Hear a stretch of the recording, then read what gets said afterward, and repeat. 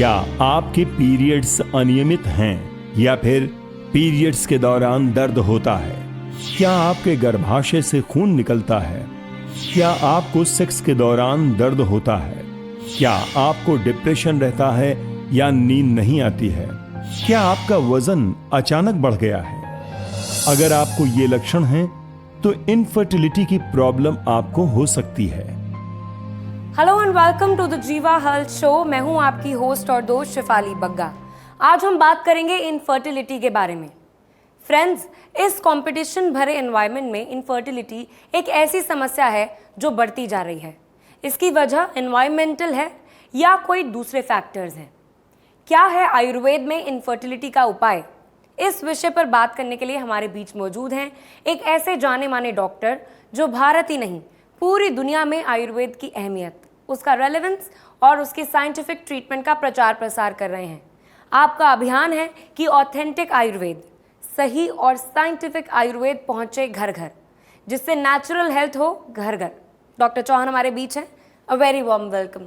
Thank you very much. कैसे हैं आप? बहुत अच्छा हूँ जी मैं। चलिए, आज हम बात करने वाले हैं इनफर्टिलिटी के बारे में। अगर आप या आपके परिवार में या कोई फ्रेंड में इस प्रॉब्लम से पीड़ित हैं तो उसे तुरंत मदद की ज़रूरत है।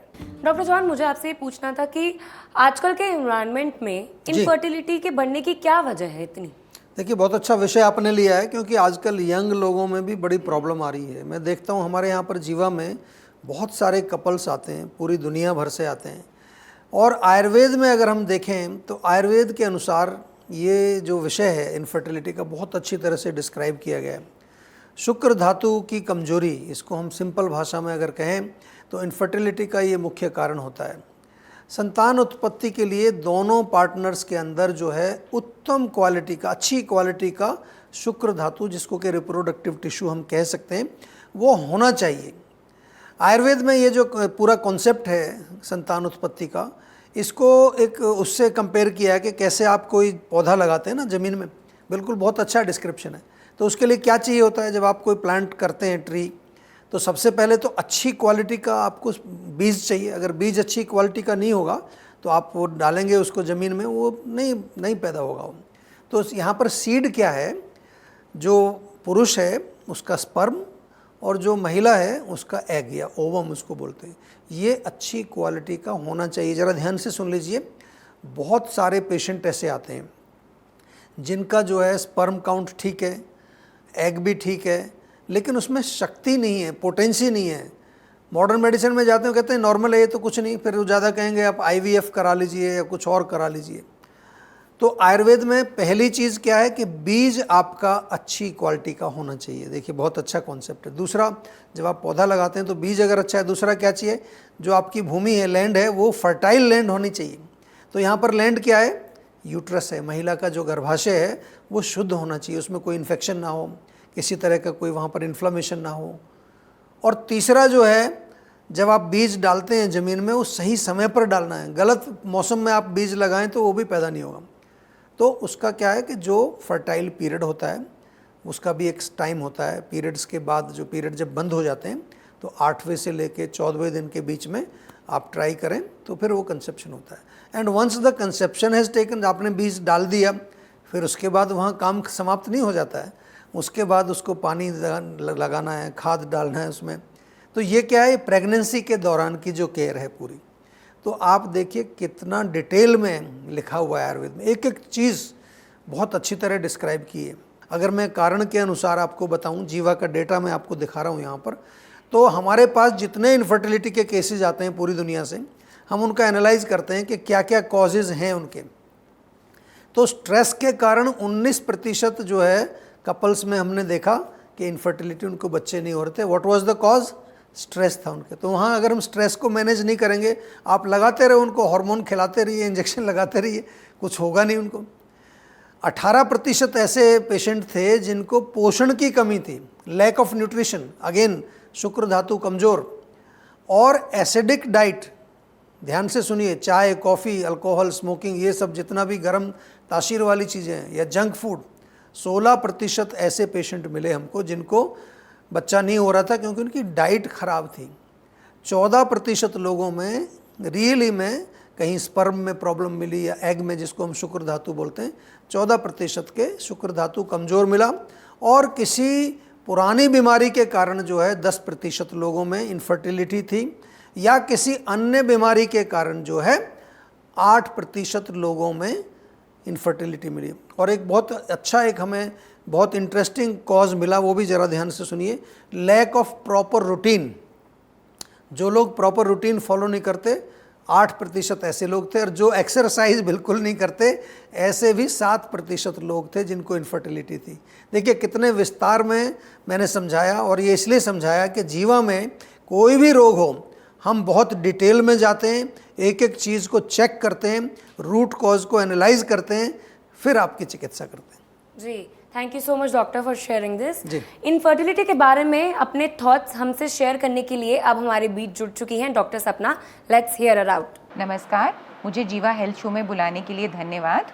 डॉक्टर सपना, मुझे आपसे ये पूछना था कि इनफर्टिलिटी के ट्रीटमेंट में पंचकर्मा की कौन सी टेक्निक का इस्तेमाल किया जाता है? Infertility may be due to male factor और फीमेल फैक्टर। यहाँ पर हम ज़्यादा फीमेल इनफर्टिलिटी के बारे में डिस्कस करेंगे। आयुर्वेद के हिसाब से कंसेप्शन होने के लिए, यानी बच्चे को होने के लिए 4 चीज़ों की ज़रूरत होती है: ऋतु, क्षेत्र, अंबु, बीज। जिसको मॉडर्न कंसेप्शन से हम इस तरीके से कुछ समझ सकते हैं, यानी आपका जो जो कारण होते हैं जो इनफर्टिलिटी के लिए रिस्पॉन्सिबल हैं, जैसे uterine factors, tubal blockage, ovulation ठीक से ना होना, या फिर हार्मोनल इम्बैलेंस का होना, या फिर एंडोमेट्रियोसिस, एडिनोमायोसिस, PCOS आदि, इस तरह की कुछ समस्याएं जो होती हैं वो फीमेल इनफर्टिलिटी का कारण होती हैं। पंचकर्म के लिए हम बहुत इम्पॉर्टेंट रोल इनफर्टिलिटी में प्ले करता है। पंचकर्म यानी 5 कर्म।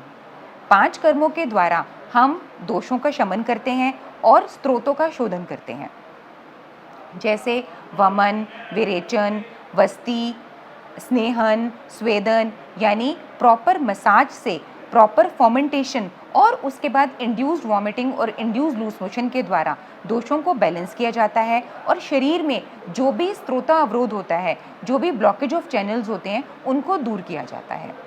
इसके साथ साथ एक बहुत इम्पॉर्टेंट रोल उत्तरवस्ती का भी आता है। उत्तरवस्ती यानी जो बोली ही श्रेष्ठ वस्ती जाती है, जो सारे पंचकर्मा के बाद की जाती है, उसको उत्तरवस्ती कहा जाता है। ये रिप्रोडक्टिव ऑर्गन्स को और रिप्रोडक्टिव फ्लूइड को स्ट्रेंथ देने का काम करती है। हर पेशेंट को देखकर उसके हिसाब से उसकी इनफर्टिलिटी का क्या रीज़न है उसको समझकर हम ये पूरा पंचकर्मा का प्लान हम पेशेंट के लिए करते हैं, जिसमें डिफरेंट कर्मों को डिफरेंट तरीके से संयोजित किया जाता है। धन्यवाद जी, थैंक यू डॉक्टर सपना। और जैसा कि डॉक्टर सपना ने बताया कि पंचकर्म जो है इसमें बहुत बड़ा रोल प्ले करता है। जो कपल्स जो हैं संतान उत्पत्ति के लिए ट्राई कर रहे हैं, वो वैसे हेल्दी कंडीशन में भी पंचकर्म कराएं। जी डॉक्टर चौहान। दोस्तों, एक सुखी संसार ही कपल की ख्वाहिश होती है। इनफर्टिलिटी उस संसार को बसने में बाधा बनती है। जीवा आयुर्वेद में इनफर्टिलिटी की बाधा को दूर करने का क्या प्रोसेस है, कैसे वहाँ पर पर्सनलाइज्ड ट्रीटमेंट होता है, ये जानने के लिए जुड़े जीवा आयुर्वेद से, क्योंकि पर्सनलाइज्ड आयुर्वेद ही है सही आयुर्वेद।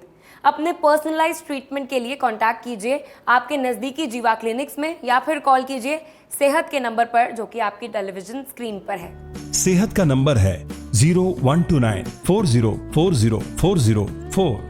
हम हर रोज की तरह आज भी एक वीडियो कॉलर से अब कनेक्ट करने वाले हैं। हम आज बात कर रहे हैं इनफर्टिलिटी के बारे में, जो कि इस पर आगे चर्चा आगे जारी रहेगी, लेकिन उससे पहले एक वीडियो कॉलर से जुड़ते हैं। नमस्कार डॉक्टर साहब, मेरा नाम विशाखा है।